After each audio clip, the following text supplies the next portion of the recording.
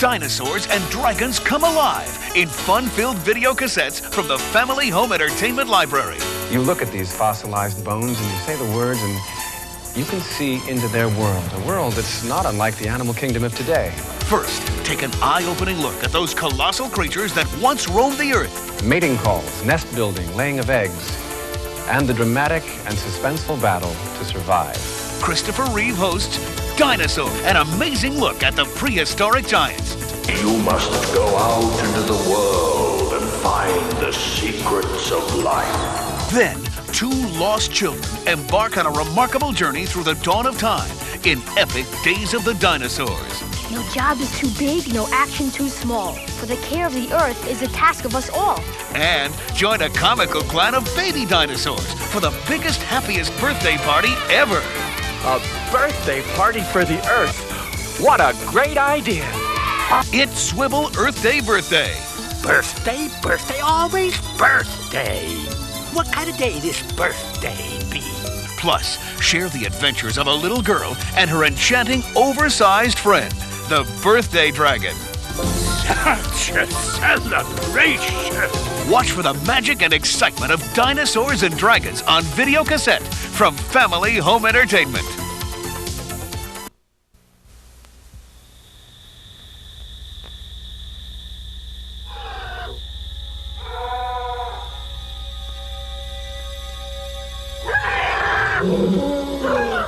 There once dwelled on this earth creatures so strange and wondrous that 65 million years after their extinction, they still excite the imagination of man.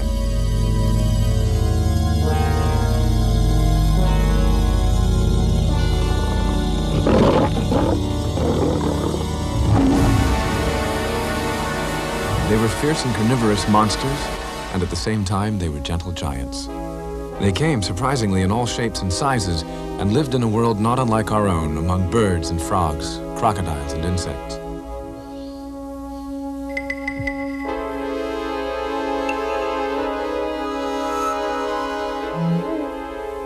They evolved from the creatures who crawled out of the sea millions of years before. They were indomitable. They were the lords of their universe. After a reign of 140 million years, they mysteriously vanished.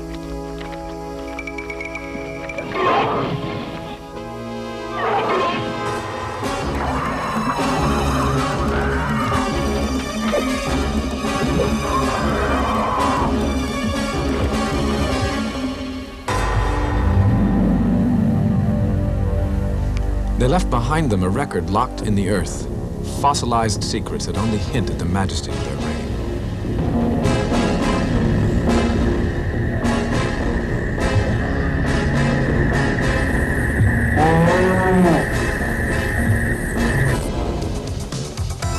Millennia later, man would call them the dinosaur, Greek for the terrible lizard. Terrible because we initially perceived them as giant monsters. But as we learned more about them, our attitudes changed. Fear became wonder. Curiosity became concern.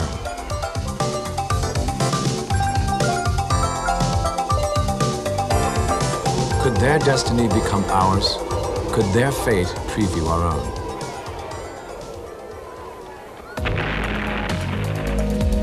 When we first began to learn about dinosaurs only 150 years ago, we didn't realize how successful a creature they were. But with each new bone came new knowledge, and as we learned about their life, we came to learn about their death. From the beginning, they intrigued us. Who were they? How did they live? Why did they die?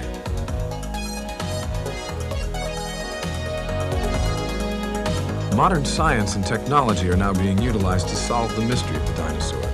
It's the ultimate detective story. As scientists unearth more clues about their fate, they may also find an answer to the question, if dinosaurs can perish, what about man? Dinosaur. It's a magical word to some. To others, it has a negative meaning, something too big and too old to last.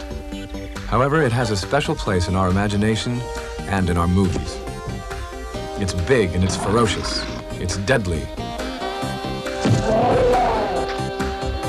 And more often than not, an enemy to man.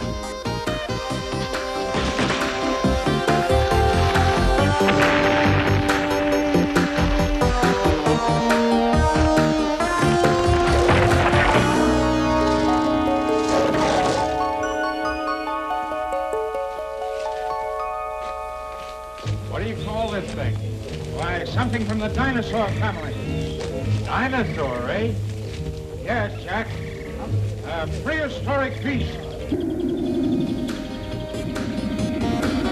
The movies abuse the dinosaurs, not only by what they do to them on screen, but with the myth they originate about them. Man did not live at the time of the dinosaurs.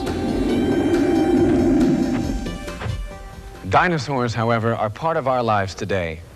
We see them in movies and on television. Our kids play with them. The toys are stuffed or mechanical. A giant one soars above us as a balloon in New York's Thanksgiving Day Parade, which begins every year right outside this building. And every year, almost 1 million people come into the building, the American Museum of Natural History, to look up and to wonder at this and other magnificent animals. I can remember the first time I saw this giant collection of bones. I came here with my family when I was about 5, and I can remember bringing them to life in my imagination. Join us now for this first time ever look at a world authentically recreated especially for this program. The world of the dinosaur.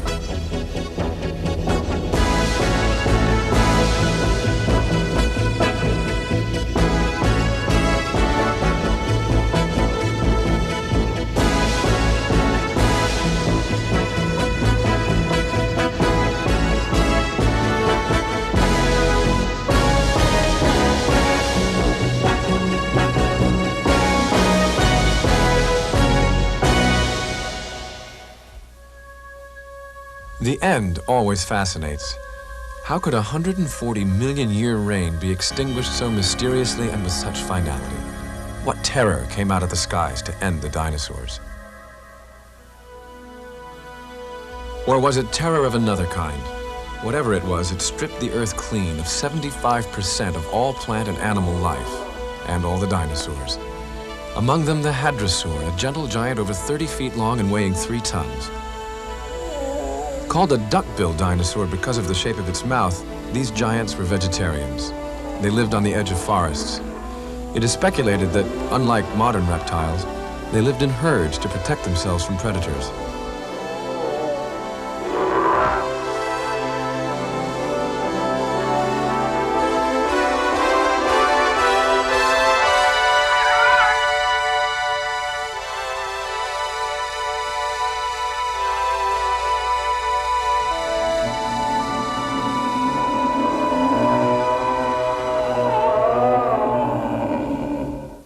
Hadrosaurus, Brontosaurus, Tyrannosaurus rex. The names themselves are exciting. Pterodactyls, Stegosaurus, Monoclonius. They're just fun to say. The words themselves become pictures. You look at these fossilized bones and you say the words and you can see into their world, a world that's not unlike the animal kingdom of today. Mating calls, nest building, laying of eggs, and the dramatic and suspenseful battle to survive. We're going to see how a family of duckbills tries to do just that, how animals like these lived out their lifespan of almost 100 years. We're going to take these animals out of our dreams and our nightmares, out of the dark corners of our fantasies to enjoy their uniqueness. We're going to try to understand why they populate not only our museums, but our landscapes. These are dinosaurs built from the remains of automobile spare parts taken from junkyards and hammered and welded into prehistoric giants. For sculptor Jim Gary, they represent the realization of a childhood dream. He's been able to populate his world with the creatures that fascinate. Jim Gary has sculpted scores of dinosaurs, and he's transported them to shows around America where they've enthralled children of all ages.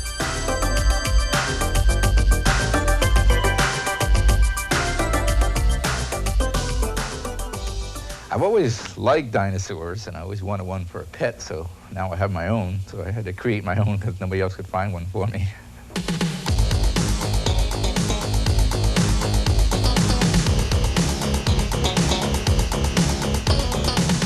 Children of all ages search for and find dinosaurs everywhere from comic books to Disney World Space Age new Epcot Center. Dinosaur parks draw huge crowds throughout Canada and the United States. Dinosaurs welcome us along our highways and infiltrate the most private domains of our homes.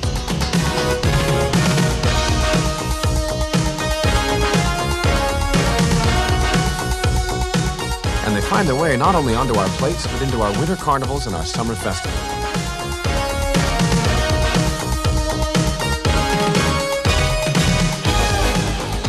They caught on quickly, the dinosaurs. In 1922, Sherlock Holmes' author promoted a hoax. Today, the national magazines recognize their popularity.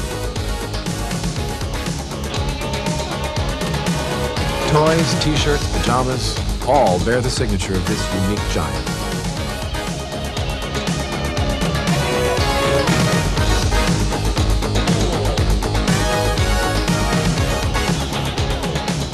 And on television, one of our favorite characters lives and works among them.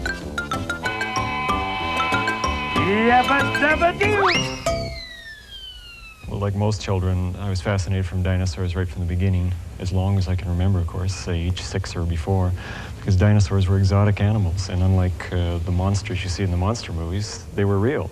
My favorite dinosaur is, I think it's the Tyrannosaurus. Absolutely, the Brontosaurus. Probably Triceratops, because I don't like meat eaters. Brontosaurus, because he's a sweet guy. Is it Tyrannosaurus Rex? Is that the one that flies? Dinosaurs are really cute, but I wouldn't want to marry one, unless he were rich. I think Fred Flintstone has it made. He has a live dinosaur for a pet. Look at Dino over there. Look how he's lying there missing me. Hey, Dino. Dino, here, Dino, come to Daddy. Come to Daddy and show him how much you miss him. That's a good Dino. You miss your dad, don't you? Ouch! How do you like that? And he's supposed to be man's best friend. Man's best friend, and woman's. Akita!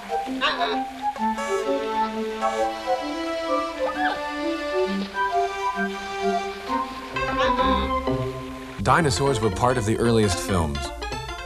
From the beginning, as with this 1919 animated cartoon, Gertie the Dinosaur, the movies have represented at least some of them as gentle and as having modest appetites.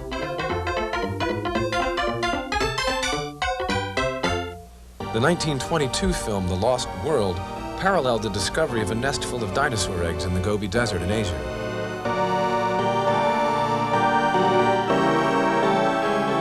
As the worldwide hunt for dinosaur bones continued, the film audience's appetite for the giant monsters on the screen increased. In the recent film Caveman, the dinosaur's appetite was satisfied by Ringo Starr. Thinking quickly, he saved actress Shelley Long by feeding the dinosaur an intoxicating herb.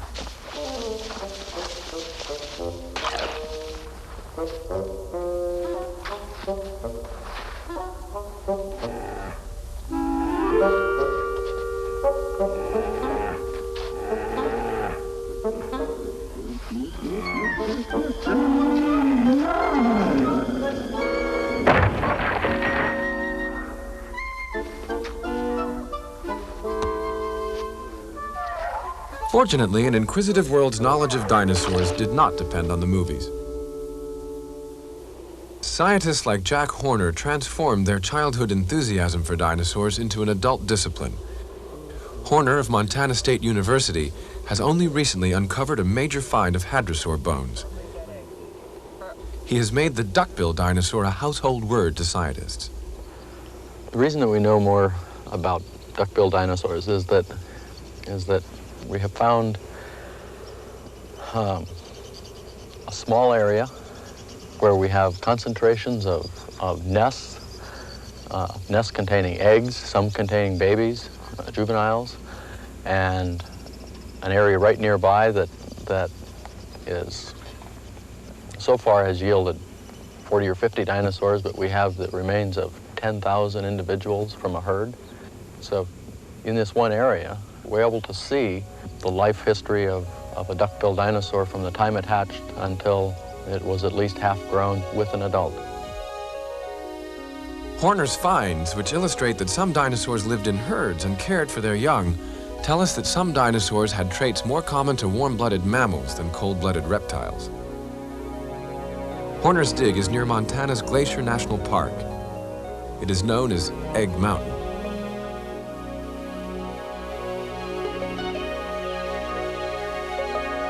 His findings confirm how the duckbills may have built their nests.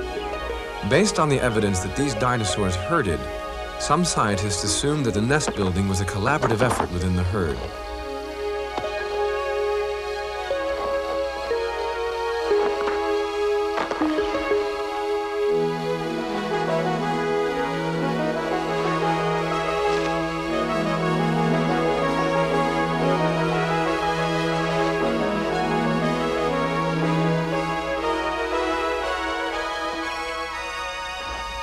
Like reptiles today, the nest is protected before and after the egg laying.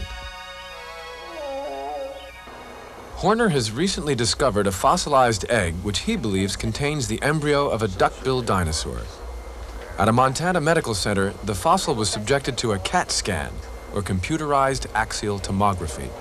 A CAT scan is normally used to take a three-dimensional computerized color picture of the brain. Here, it will photograph the insides of an 80-million-year-old egg. The CAT scan was able to establish that an embryo is inside the fossilized egg. The embryo is identified and marked. It's a remarkable find.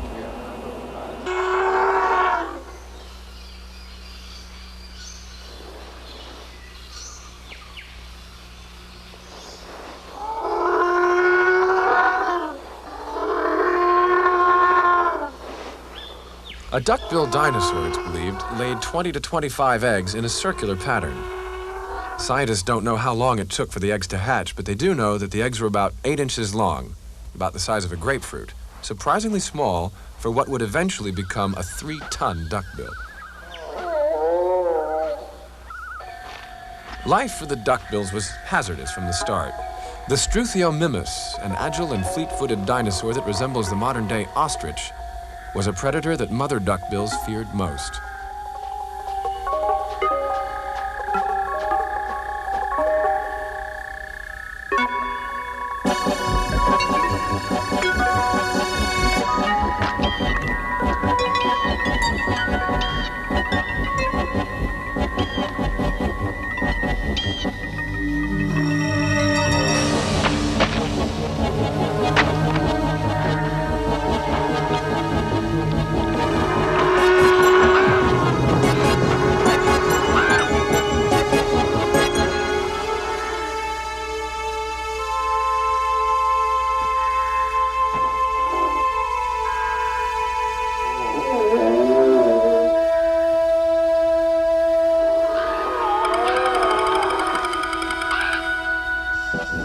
The Struthiomimus, with little in the way of a defensive arsenal, no horns, no giant tail, no sharp talons, was a natural victim for other, more aggressive dinosaurs.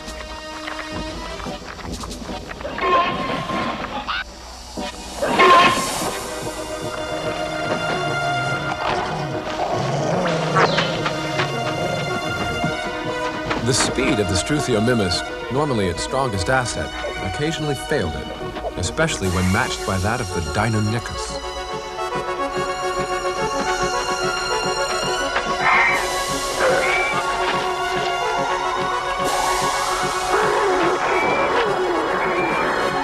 The Deinonychus, Greek for terrible claws, were fierce creatures that weighed less than 200 pounds.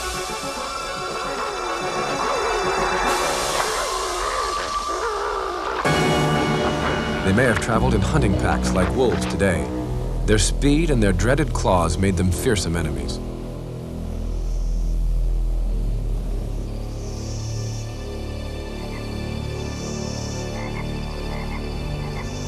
For the duckbill, survival was possible by the number of eggs originally laid. Life, the species, could continue.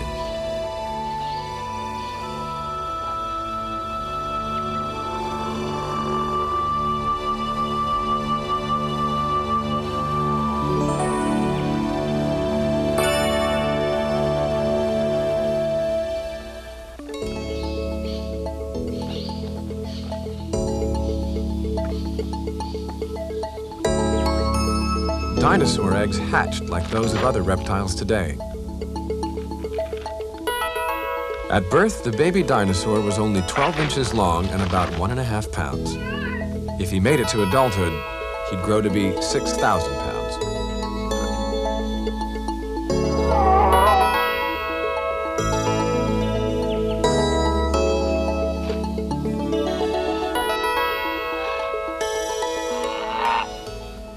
How do we know what we know about dinosaurs? Well, for one thing, we know how duckbill eggs looked because Jack Horner has found hundreds of them fossilized in Montana. We know that this giant creature probably made a deep bleating noise, not unlike a goose, because of the size of its nasal cavity and the length of its air passage. Given these clues, we can guess at the type of sound it actually would have made. It's like a jigsaw puzzle or a detective story. You find one piece and it fits into another. And it all begins with digging holes.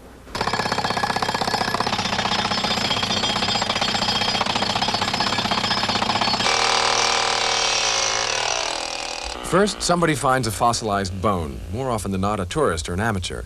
And that signals a scientific bone rush expedition, because where there's one bone, there may be others. What survives usually is not actually bone. Most bones turn into dust. Fortunately, some fossilize, becoming hardened mineral deposits. Once extracted, often still encased in rock, the fossils are then put in a plaster of Paris cast to be moved to a museum or a lab for further cleaning and study.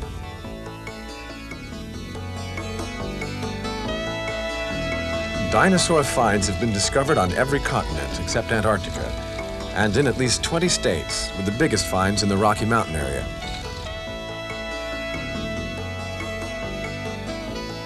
Paleontologists don't always agree on how to put the fragments of bones together. It's as if one were to go into an auto junkyard to try to assemble a car out of all the scrap. You could wind up with an Edsel bumper on a Cadillac body with wheels by Chrysler. Paleontologist Phil Curry. If you can imagine that sometime in the future, cars have been replaced by some other mode of transportation, and a scientist came across this car graveyard. He found a lot of partial cars and a lot of spare parts, but only certain fenders will fit on certain cars and certain wheels on other cars. And so eventually he can get a best guess interpretation of what a particular model of car looked like. In a similar manner, a paleontologist who finds a dinosaur bone bed, which consists of a lot of skeletons that are mixed up, some are partially complete, some are actually completely dismembered. He takes the spare parts, and by best guess, he tries to figure out what animals they belong to. Eventually, he reconstructs the animal. Now, if he's lucky, eventually a complete skeleton will be found somewhere else, and it'll confirm what he's suspected all along. Paleontologists who study prehistoric life through fossilized plants and animals are forced to work with the tiniest of fragments. Lost for ages, these fragments must be dated, cleaned, and pieced together. It's no wonder that a major museum recently replaced the head of its Brontosaurus. For 50 years, it mistakenly had the wrong head mounted on it. Other museums now are reevaluating their skeletons, sifting through the evidence to see if they're presented correctly. Scientists can also learn about the environment in which the dinosaurs lived by studying the virtually indestructible pollen grains of the flowers around at the time. The pollen is identified by enlarging it 30,000 times on an electron microscope. A dinosaur may have enjoyed the fruits of this plant for dessert. The detective pursues fingerprints, paleontologists pursue footprints. Dinosaur tracks have been found from New England to Texas. Often they're found before the bones are. From the tracks, paleontologists can learn how heavy a dinosaur was, how fast it might have moved. Unlike bones, dinosaur tracks are frozen moments of history. A predator stalked its prey, causing a stampede in Australia. A dinosaur seemed to hesitate as it walked slowly across a slippery mudflat in prehistoric Arkansas. The teaching about dinosaurs in schools today is no longer limited to just book reading and museum trips. Kids have more fun modeling clay and making movies. And youngsters, like the scientists, have learned how to challenge current hypotheses. Charlie Brown's sister Sally, for instance, has her own theory about extinction. My report today is on dinosaurs. The largest dinosaur that ever lived was the bronchitis. It soon became extinct. It coughed a lot. School children today are being purged of some myths about dinosaurs. For example, because of museum displays and movies, they've always believed dinosaurs dragged their tails. Yet tail tracks have rarely been found alongside foot tracks. But today we know dinosaurs didn't drag their tails. Some used them for balance, others for weapons. Paleontologist Bob Bacher tells about some other myths. The traditional view of dinosaurs has three fundamental tenets. Dinosaurs were dim-witted, dinosaurs were slow-moving, and dinosaurs were swamp-bound. Now, you go to a museum or look up pictures of Brontosaurus in a popular book, and you see this great animal up to its armpits in a swamp. Nearly everywhere, Brontosaurus is portrayed as being limited to this hot, humid, murky environment. That's total, complete bunk. Brontosaurus liked dry environments, upland environments, not swamps. They favored the dry conifer forest, and their preferred food wasn't some sort of watercress, but conifer needles. We also used to think that the Brontosaurus was the largest dinosaur in existence. In 1979, Dr. Jim Jensen of Brigham Young University discovered a gigantic pelvic bone which challenges that contention. Jensen has done some best guess arithmetic in designing, and he believes that when he finds the rest of this massive giant and assembles it, he will have what is being called the Ultrasaurus. If the Brontosaurus weighed 33 tons and was 70 feet long, then the Ultrasaurus may have weighed 150 tons and been over 100 feet long, 5 times bigger, a gigantic creature. If you were to take an elevator to the top, you would travel 6 stories up. If Jensen's calculations turn out to be correct, then the Ultrasaurus would probably have had to eat almost 5 tons of forage a day. The question remains, was his mouth large enough to take in that much food in a 24-hour period? If the Ultrasaurus is the largest known dinosaur, then the most recently discovered dinosaur in Holbrook, Arizona is among the smallest. Unearthed by paleontologist Rob Long and his team of University of California scientists, the bones indicate this dinosaur is no bigger than a German shepherd. Some dinosaurs are believed to have been as small as chickens. Long believes this to be a plateosaur. It could be the oldest complete skeleton of a dinosaur this small.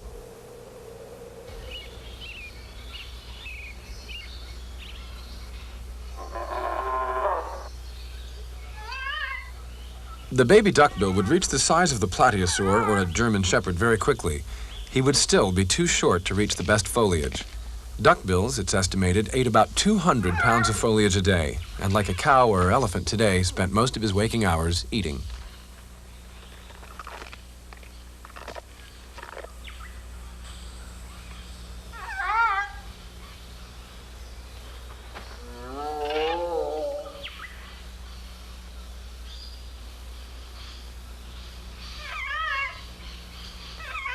Eating techniques have to be learned, and the duckbills seem to have spent time with their young teaching them. But like all of nature's creatures, the child must one day go exploring by himself.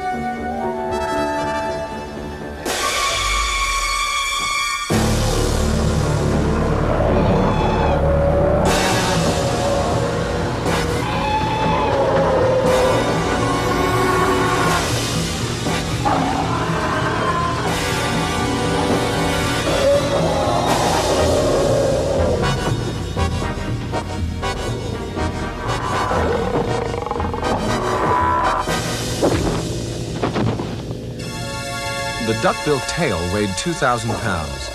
If it were fortunate enough to catch the Tyrannosaurus rex off guard and knock it off its feet, it would have enough time to escape. For once down, the Tyrannosaurus rex couldn't get up easily.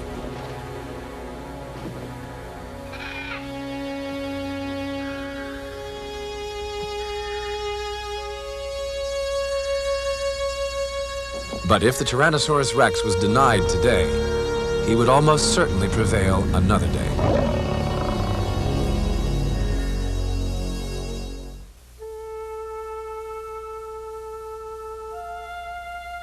He was called Tyrannosaurus rex, the tyrannical king lizard. He was carnivorous, a voracious meat eater. His teeth were designed for one function and one function only, to tear flesh from bones. He was probably slow and awkward, and so some scientists think that he, like his relative, the Gorgosaurus, may not have been an effective hunter. He might have been a giant scavenger.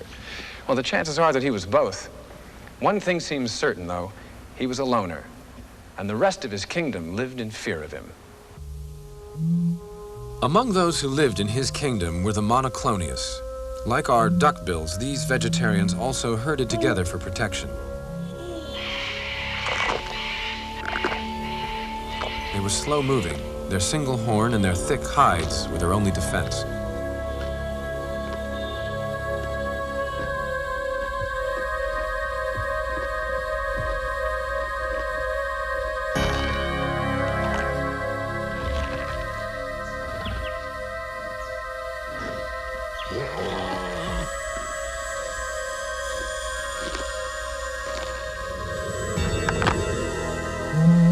Terror is signaled by the snap of a twig.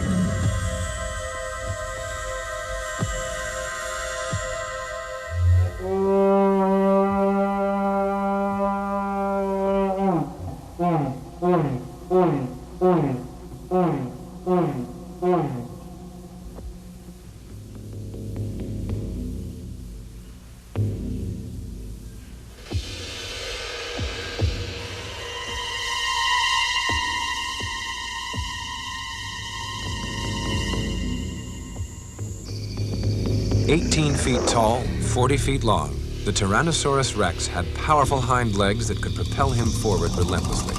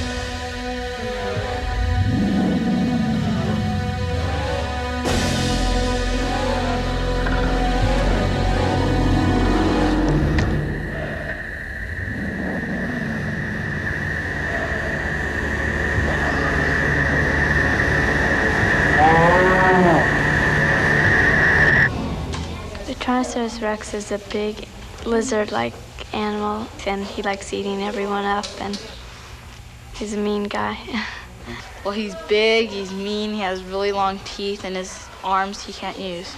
It's a big animal, and it has sharp teeth and a long tail, and short hands and long legs. If I ever met it with a Tyrannosaurus rex, I'd probably run him down with a shotgun. Waste him with a cannon. It is the violent Tyrannosaurus rex and other meat-eaters like the Ceratosaurus and the Allosaurus that have been so strongly impressed in our imaginations. The roaring and the screaming of the primordial titans continues to echo across the years to remind us that we would have only been 2 quick bites to a Tyrannosaurus rex.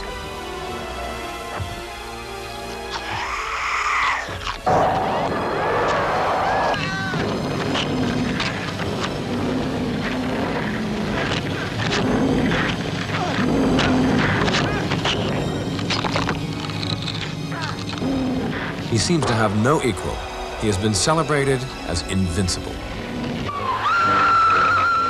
But in the 1932 movie King Kong, Tyrannosaurus rex met his match.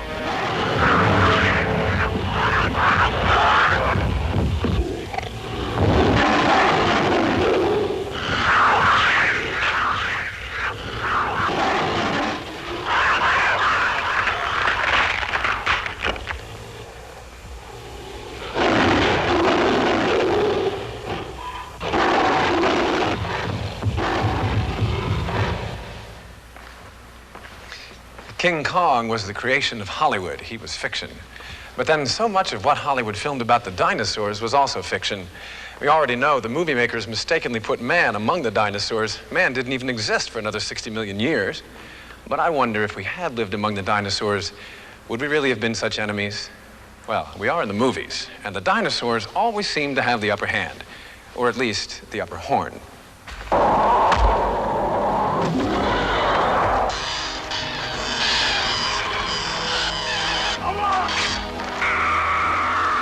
They came out of caves, crossed mountains, and roared up out of the seas, these movie monsters.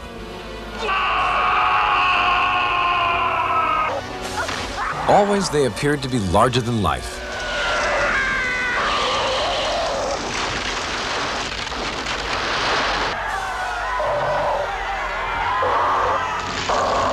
They're our favorite monsters. It almost seems that as an audience, we're rooting for them to win.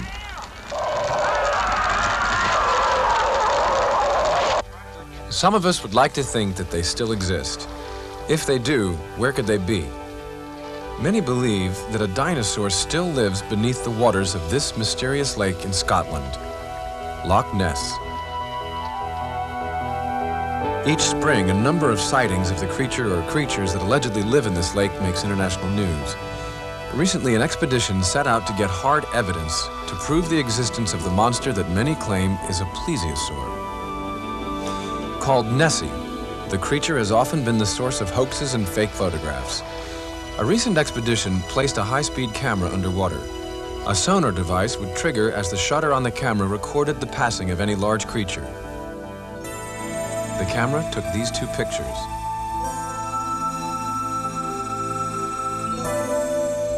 Is this the fin of a plesiosaur?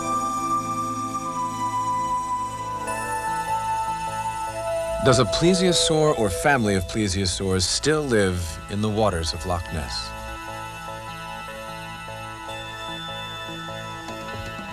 Another unexplained creature is said to inhabit Lake Tele in the African Congo. Located 450 miles inside the smothering jungle, Lake Tele is largely unexplored. The natives say they've seen an animal that resembles a brontosaurus. In 1906, African explorers scoffed at another incredible story, one that told of a giant ape man still undiscovered, a gorilla. In 1981, explorer Herman Regusters reported that the natives could identify pictures of an animal they called Mokili Mabembe. I believe there's an animal in the Congo Basin because I personally saw it, and that's my strongest argument. Not only did I see it, but there were 22 other people who simultaneously witnessed the animal. The best I can describe the animal to someone who wasn't there is that it had a long serpentine-like neck and a broad back that extended about 15 feet. Now, I estimated that the creature was probably on the order of 35 feet long. This is a photograph Herman Regusters claims is the surfacing head and neck of a living dinosaur. He also claims to have recorded the sound.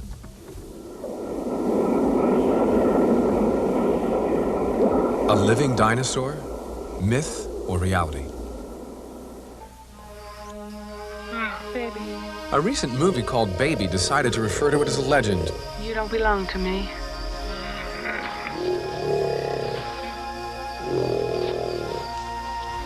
Just another legend? If we let it be. Come on.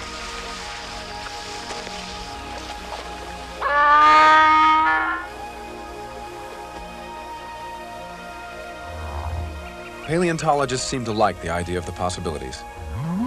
Like most scientists who work on dinosaurs, I'm probably a romantic and would love to believe in things like the Loch Ness Monster or the brontosaur in the Congo. But until some hard evidence comes forth, it's very difficult to believe in it. It is possible that there is a dinosaur in the Congo. It is doubtful, extremely doubtful, that a dinosaur could be present in Loch Ness. I'm personally rather skeptical, but I would encourage anyone who wants to try, because in this attempt to understand, they are going to learn something, and so are we. If there are dinosaurs living today, they would be survivors of the extinction that has mystified scientists. There are many theories about their extinction. One is that the dinosaurs' destiny was written in the sky.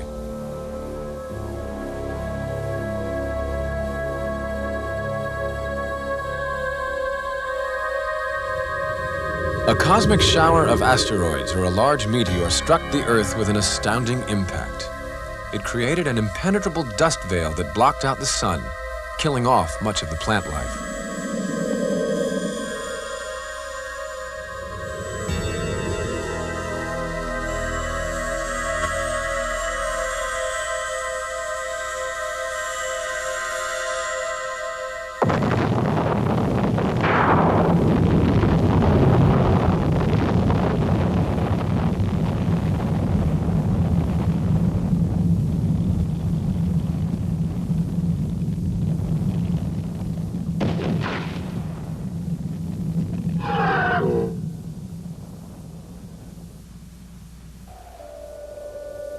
An Earth robbed of the life-giving force of the sun, the theory holds, would soon be deprived of food for the plant-eating dinosaurs. Their passing would soon deprive the meat-eating giants of food.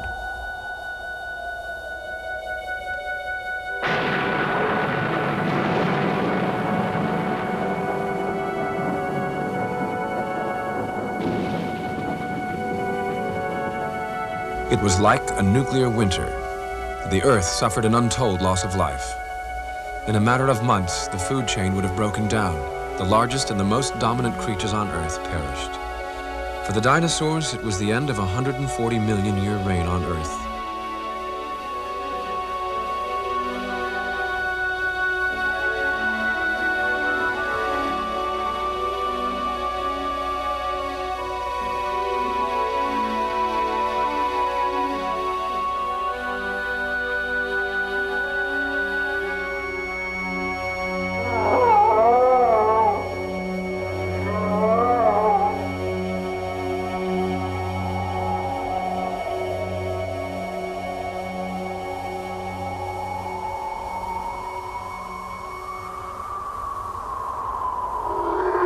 Not all scientists agree that an asteroid killed the dinosaurs.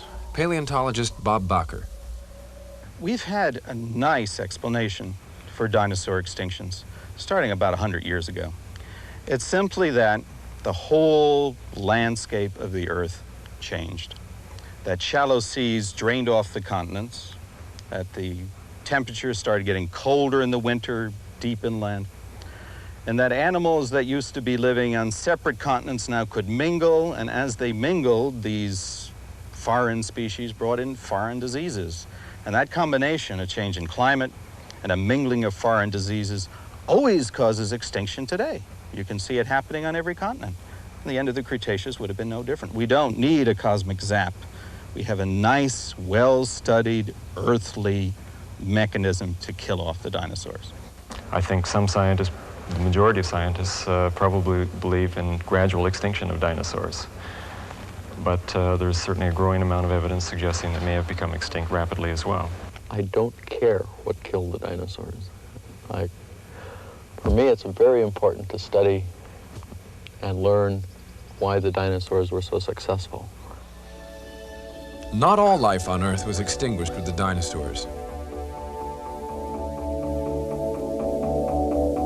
The smaller animals emerged to fill the evolutionary niche left vacant by the demise of the dinosaur. Among them were those that dwelled in the trees and beneath the ground, like the mammal.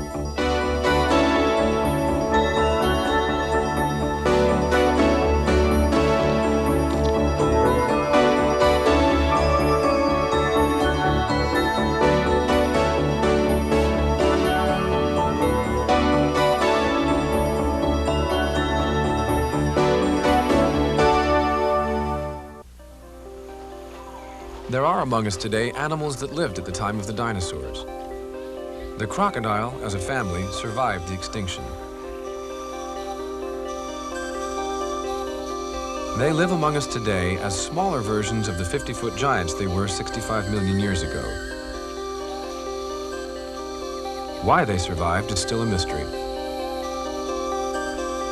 It is the present-day birds like this flightless ostrich that may indeed be direct descendants of the dinosaur. Some leading scientists believe that birds are dinosaurs. Fossilized imprints of feathers confirm the surprising contention that through evolution, some dinosaurs developed feathers and hollow bones. This eventually enabled them to fly to safety and survival. How might the dinosaurs have evolved if they hadn't disappeared? Dr. Dale Russell has a theory. Dinosaurs were on the surface of our planet as the dominant forms of life on Earth for a very long period of time. And during that time, dinosaurs evolved. One of the most interesting evolutionary trends in dinosaurian history is a trend towards a larger brain size in some of the smaller flesh-eating forms. Had the dinosaurs not become extinct, then it is certain that they would have continued to evolve. And in the 65 million years that separates the end of the dinosaurs from ourselves, it is quite legitimate to speculate that some of the largest brain dinosaurs may have looked something like this creature here. Dr. Russell's Dinosauroid has a hauntingly familiar look about him. His large brain, body, fingers, and his 2 legs mark him really as a dinosaur man. Dinosaur man. Well, I'm kind of glad I don't look like that. But I'm not so happy about the fact that they're gone. This is their legacy. This and the fantasy of the movies and television, toys, t-shirts. But really, the legacy goes beyond these things because dinosaurs teach us about evolution and about survival. And they challenge us to learn about their mysteries. We are, in fact, only on the threshold of knowing about these beasts. They're still locked in our imagination. They're not creatures for museums or fossil beds. They're made of more than rock and sand. They're eternal because they live in our imagination.